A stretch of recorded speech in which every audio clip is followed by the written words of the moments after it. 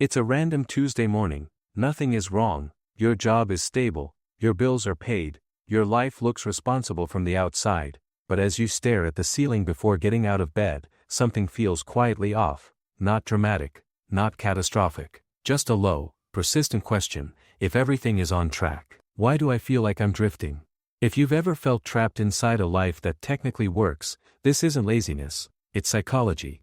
And today we're breaking down why some people crave freedom most when their life looks perfectly stable. There's a specific kind of discomfort that doesn't look like crisis, it looks like routine. You wake up, check notifications, review meetings you're not excited about, commute beside people living almost identical mornings.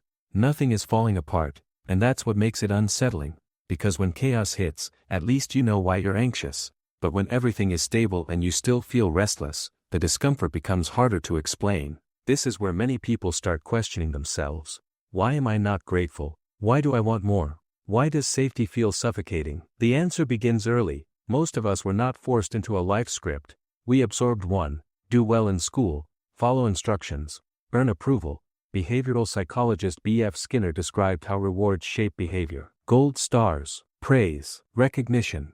Over time, you didn't just learn information. You learned that compliance equals security. Good grades became scholarships, scholarships became resumes became jobs, jobs became identity. Somewhere along the way, success stopped being self-defined, it became measured. And in modern American culture, that measurement is wrapped in something seductive: stability, work hard, climb steadily, buy property, build equity, retire responsibly. On paper, it's logical, and to be fair, the system does what it promises. It secures survival, income, health care, predictability. But survival and aliveness are not the same thing. The tension grows slowly. You tell yourself, if I just get the degree, I'll relax.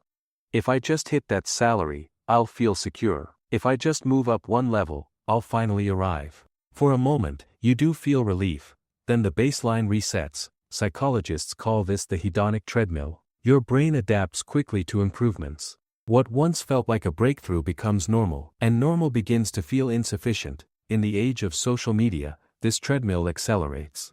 You're not comparing yourself to neighbors anymore, you're comparing yourself to curated highlight reels. Someone posts about remote work in Bali, someone else announces a startup exit, another shares a promotion. Each scroll subtly adjusts your internal benchmark, and suddenly your stable life feels smaller, not because it is, but because the standard keeps moving. This creates cognitive dissonance, a term coined by psychologist Leon Festinger. It's the tension that arises when your actions and deeper values don't align. You say you value creativity, but you spend your days optimizing spreadsheets. You say you value freedom, but your calendar is booked in 15-minute blocks, externally coherent, internally fragmented. Carl Jung described the persona as the mask we wear to function in society. The persona is useful, necessary even, but when it replaces the authentic self completely, exhaustion follows. That's why burnout often feels existential. It's not just long hours, it's the creeping awareness that the version of you succeeding isn't the version of you that feels alive.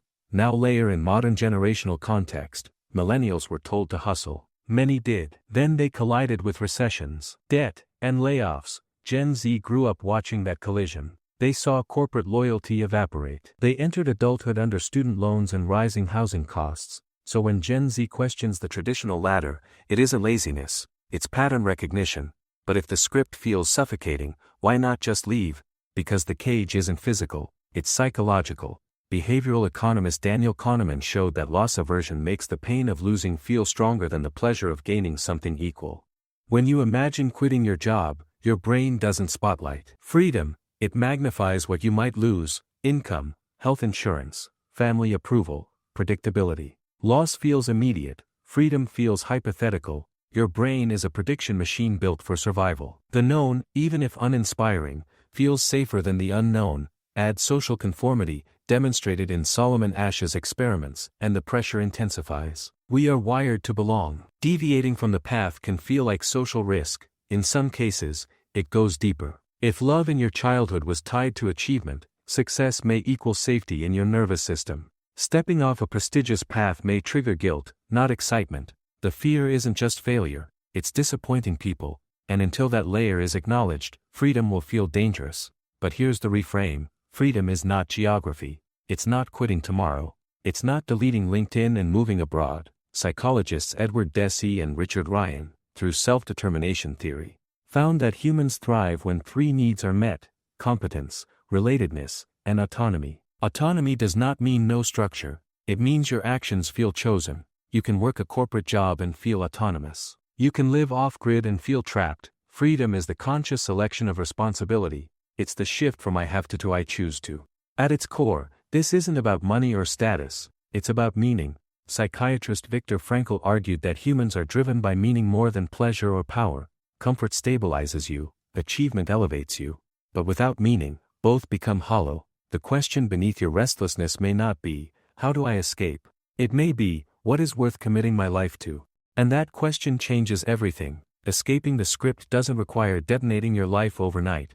The brain rewires through repetition. Autonomy grows through small decisions. Ask yourself, do I genuinely want this goal, or was I trained to want it? Redefine one metric of success that belongs only to you. Build a parallel identity outside your resume. Explore something that expands you beyond productivity. The cage often feels locked because you've never tested the door. Sometimes it opens quietly. You are not broken for questioning stability. You are becoming conscious. If this resonated, I want you to comment one word: safe or free. Which one has been driving your decisions lately? And if you want more conversations about identity, meaning, and psychological freedom, subscribe. Because we're not here to escape society, we're here to understand ourselves inside it, and that changes everything. Thanks for watching.